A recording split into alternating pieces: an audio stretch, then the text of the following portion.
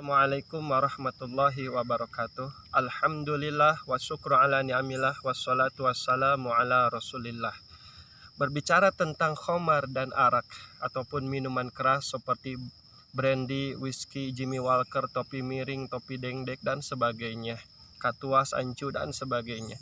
Allah Subhanahu wa taala tidak serta-merta ketika mengharamkan khamar langsung mengharamkan. Namun dalam beberapa kitab para ulama dijelaskan seperti dalam kitab Durratun Nasihin, terlebih dahulu Allah Subhanahu wa taala melarang dengan ringan dulu, tidak langsung mengharamkan. Kenapa? Karena ketika Allah Subhanahu wa taala mau mengharamkan sesuatu yang menjadi adat kebiasaan masyarakat jahiliyah, Allah tidak langsung mengharamkan, tetapi dengan cara bertahap, sedikit demi sedikit. Turunlah yang pertama Al-Quran surat Al-Baqarah ayat 119. Bismillahirrahmanirrahim. Yas'alunaka 'anil khamri wal maisir qul fihima ismun kabiru wa manafi'u lin-nasi wa ismuhuma akbaru min naf'ihima. Mereka bertanya kepadamu wahai Nabi Muhammad sallallahu alaihi wasallam tentang arak ataupun minuman keras. Katakanlah kepada mereka, sesungguhnya pada keduanya terdapat dosa yang sangat besar dan manfaat bagi manusia. Nah, jelas Allah menjelaskan bahwa ada madorotnya yang sangat besar, ada dosa yang sangat besar, tetapi ada juga manfaatnya. Mungkin karena itu bisa menghangatkan tubuh dalam cuaca yang dingin atau berani ketika berperang. Namun Allah menjelaskan dalam Al-Quran selanjutnya, wa ismuhuma akbaru min naf'ihima, tetapi dosanya lebih besar daripada manfaatnya. Oleh karena itu, jauhilah orang-orang yang beriman kepada Allah Subhanahu wa taala. Terus beberapa bulan kemudian, selanjutnya ada suatu kejadian ketika Sayyidina Abdurrahman bin Auf kedatangan tamu sahabat Nabi SAW. Lalu beliau menyuguhi makanan dan minuman, dan diantaranya ada arak ataupun khamar, minuman keras. Dan sahabat itu makan dan meminum.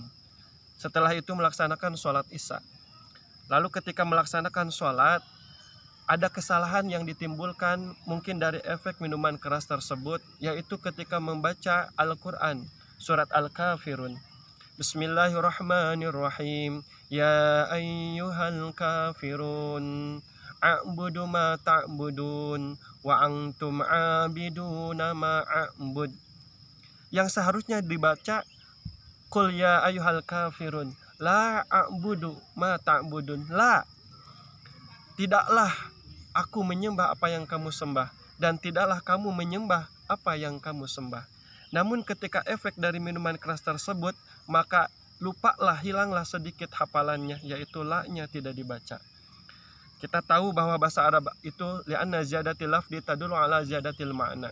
Berubah lafaz, nambah atau ngurangi satu huruf saja akan merubah pada maknanya. Jadi maknanya bukan la a'budu, aku tidaklah menyembah apa yang kamu sembah, tetapi a'budu ma ta'budun. Karena la-nya tidak dibaca, jadi artinya aku menyembah apa yang kamu sembah. Wa antum abiduna ma'abud, dan kamu menyembah apa yang kamu sembah. Maka kacaulah ini disebabkan karena minuman keras. Oleh karena itu, maka turunlah kembali Allah Subhanahu wa taala menurunkan firman-Nya yang berbunyi Al-Quran surat An-Nisa ayat 43. A'udzubillahiminasyaitonirrajim. Bismillahirrahmanirrahim. Ya ayyuhallazina amanu la taqrabus sholata wa antum sukara hatta ta'lamu ma taqulun. Hai orang-orang yang beriman, janganlah kamu mendekati sholat sedangkan kamu dalam keadaan mabuk. Hatta ta'lamu, sehingga kalian mengetahui ma taqulun, apa yang kalian bicarakan. Ini juga sindiran bagi kita. Kalau kita sholat, maka kita harus paham, mengetahui, mengingat, berzikir kepada Allah, dan memahami, mengingat apa yang kita baca. Jangan mulut kita membaca, hati kita menerawang kemana-mana, menerawang ke sana kemari. Tidak boleh seperti itu. Apalagi dalam ketika minuman keras. Jangan sampai mabuk. Dalam ayat ini menjelaskan Allah Subhanahu wa taala, jangan sampai kita sholat dalam keadaan mabuk sehingga kita tidak tahu apa yang kita baca. Dan efeknya sangat besar sekali ketika bahasa Arab dibaca dalam keadaan mabuk. Nah, selanjutnya beberapa hari bergulir, hari berganti hari, bulan berganti bulan. Allah Subhanahu wa taala kemudian menurunkan Al-Qur'an karena banyak madarotnya, banyak permusuhan, banyak perzinahan. Orang yang mabuk akan berzina, orang yang mabuk akan membunuh orang lain, orang yang mabuk akan melakukan kehilapan dan dosa-dosa yang lain. Kenapa? Karena akal warasnya hilang, akal kesehatannya rusak. Oleh karena itu Allah Subhanahu wa taala langsung menjustis. Allah Subhanahu wa taala langsung mentahkim, menghukumi haram. Allah menurunkan Al-Qur'an, Quran surat Al-Maidah ayat 90. A'udzubillahi minasyaitonir rajim. Bismillahirrahmanirrahim. Innamal khamru wal maisir wal ansab wal azlam ridsun min amalis syaitan fajtanibuhu la'allakum tuflihun. Ya ayyuhallazina amanu innamal khamru wal maisir. Hai orang-orang yang beriman kepada Allah Subhanahu wa taala, sesungguhnya khamar, minuman keras, wal maisir, dan menyembah berhala, dan berjudi, wal angsobu, dan menyembah berhala, wal azlamu, dan mengundi nasib dengan anak panah. Berjudi, ridsun, itu adalah najis, itu adalah kotor, itu adalah kemusyrikan, itu adalah kemunafikan, dan itu adalah kesesatan. Ridsun min amalis syaitan, najis, keruksakan, salah satu dari perbuatan-perbuatan setan. Min amalis syaitan fajtanibu, maka jauhilah, la'allakum tuflihun, supaya kalian berbahagia. Ketika turun ayat ini surat Al-Maidah ayat 90, Allah jelas mengharamkan arak, khamar, dan berbagai macam jenis merek yang ditimbulkan dari khamar tersebut.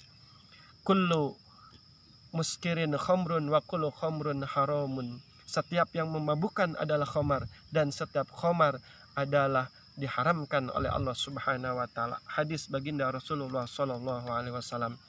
Oleh karena itu jelaslah bahwa minuman keras itu sudah diharamkan oleh Allah Subhanahu wa taala. Kita sebagai orang yang beriman kepada Allah lebih baik minuman-minuman yang sehat daripada minuman-minuman keras. Mudah-mudahan ada manfaatnya. Usikum wa nafsi bitaqallah. Wabillahi taufiq wal hidayah. Wassalamualaikum warahmatullahi wabarakatuh.